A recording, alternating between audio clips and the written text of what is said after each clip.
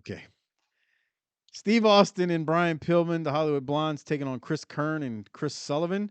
Tony talks about how on Worldwide the Blondes have been saying they deserve a shot at the World Tag Titles, but the Nasty Boys refuse to give them a shot.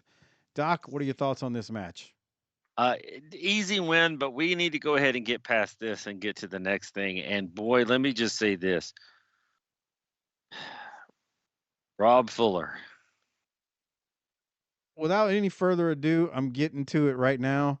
There's a promo after the Hollywood Blondes win their match with Austin and Pillman, where Colonel Robert Parker comes out and he's got some things he needs to say to Austin, and we'll see what happens. Here it is. We're seeing the Hollywood Blondes continue to win each and every week. Singles competition or tag team flying Brian Stunning Steve. Tony, you've got to be in awe.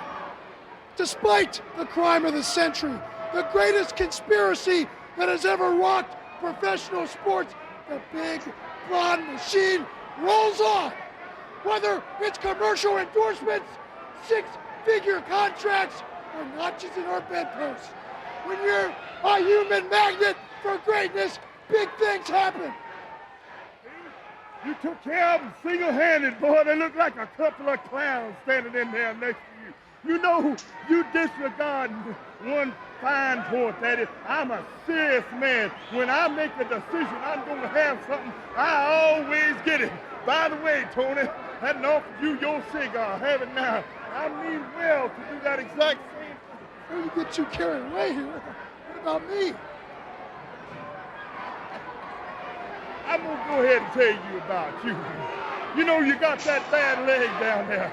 Let's clear up one point between us here. If you was a Kentucky racehorse for me and you came up lame, what I'd do is I'd personally take you in the back and put you out of your misery. Now, if it was in the case of a human, like I'm talking about Steve Austin here, you'd be putting him in the same category as Secretariat or the Great Man of War. A lot of fine foes would be lost and a lot of money would go down the drain.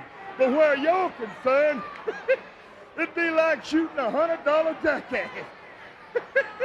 Hey, I'm gonna tell you, on my personal behalf here, and this is only a personal thing I'm saying here, I'd kick all them traditional things out of the way, just knock you in the head with a big old hammer. Won't get out of there, Tony. It's erupted. Look at Brian. He's hit. Whoa, I can't believe this. Stunning Steve Austin's attacked his own partner. Steve Austin coming to the aid of Colonel Parker has attacked his partner. I can only assume this is the end of the Hollywood Blondes. He's clotheslined him on the railing. Oh, he's holding him up, and now the Colonel's laying him in. Big right hand. We got chaos again. Wouldn't you know it? Tony Schiavone in the center of it all has started it again with one of his interviews. Flying Brian down on the floor. Stunning Steve and the Colonel working him over. Ladies and gentlemen, stay with us. Well, I think that's the end of the Hollywood Blondes, Doc. But boy, Colonel Parker right there was a star. What did you think? Let me tell you about you. I think I need to remember that. And then basically said I wouldn't waste a bullet on you. I'd just knock you in the head. That's nice. He said, what did he say about you? I'd put you out of your misery like you're $100 jackass. Yes. I just the line. Let me tell you about you. It's just tremendous wordplay. He's awesome, man. Yeah. It is okay. This is the same calendar year, I believe, in which Yes, he said, "I'm not going to do the Von Erich thing." it is. That happened in March of '93. We might be getting onto a period of has anybody had a better year on the stick than Fuller in '93? Like the thing is, okay, imagine you were under a rock. You had no idea who Robert Fuller was. You Like And we this, did with Ron Wright. yeah, maybe so. And this is not comparing him to Ron Wright, Smoky Mountain Run, but it's when so as Robert Fuller, he's got the Tennessee twang, I guess, down. But as he's turned up to 100 as Colonel Robert Parker, like he's turned up Tony, I that, haven't offered you your cigar yet. Here you go. yeah, I Yeah. mean, it's turned up to 100.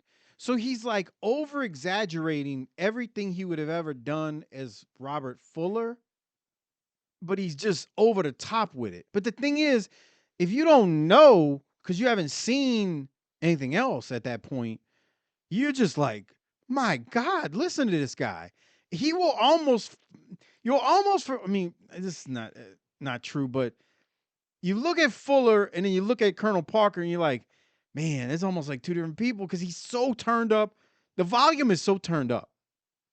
Like it's cartoonish, but it's also vicious too. I put you out like $100 jackass. You know, like I don't know, man. He's phenomenal. I wish that I wish that the Blondes weren't necessarily breaking up. But just remember, someday though, Pillman will pull a gun on him on Raw. Yeah. I wonder who inspired him because because he's getting that from something, from someone that he knew from when he was a kid, or someone he was around. Who, Who? Fuller? Yeah. He's getting it from his Every dad. Yeah, Yeah. every old guy back in the day. Well, he told some of those stories on the early. Well, he didn't, but his brother did. Told some story. Dude, his brother on the early days of that Studcast told some Yeah. of the wildest stories that would put a father in jail today. Oh yeah. Like bringing grown men home while they're in high school and being like, "All right, take off your shirt, let's wrestle in the front yard." And think about it. You're 17.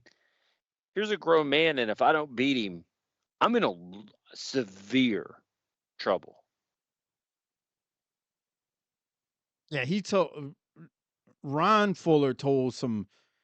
I mean, Doc and I remember talking about it. We were like, "There's no way that's true," but it sounded great. Like, I mean, Yeah. there was some truth to it. His dad told him when he was at the University of Miami Oh to God, to suplex Artis Gilmore in a no, game so that it would get press.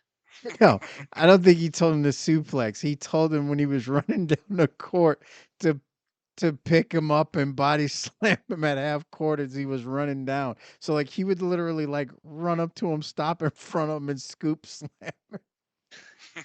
to Artis Gilmore. He's like, yeah. I mean, it's okay. Again, this is Ron Fuller's story of it, but those are just some of the like ridiculous stories he told, and that one was actually mild compared to some of the other criminal activity that sounded like was going on.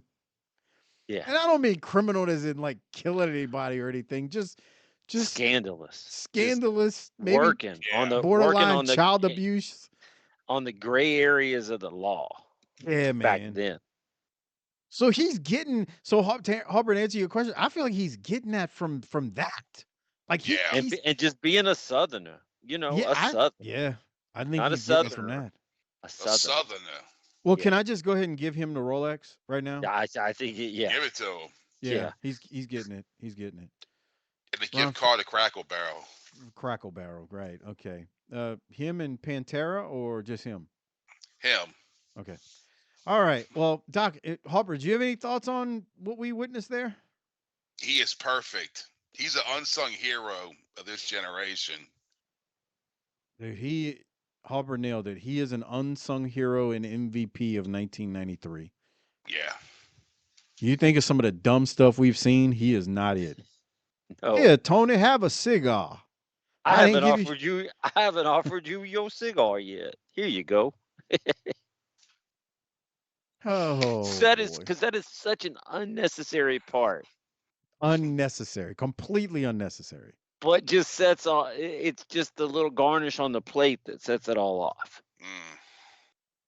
Well, we will move on from Colonel Robert Parker, who is absolutely tremendous right there in the breakup of the Hollywood Blondes. From here, Tony throws us to a video package with a rundown of the next Clash card that will take place November 10th of 93. we're basically a week and a half away from that at this point, and that'll be available on Patreon, tinyurl.com/PatreonBTT.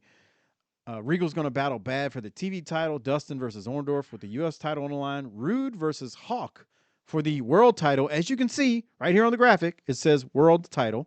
I'm not making that up. It says that. Oh, And Sid or Flair versus Vader for the WCW world title. So it's a pretty loaded clash. We'll see what happens when we get there. Doc, do you have any thoughts on that segment?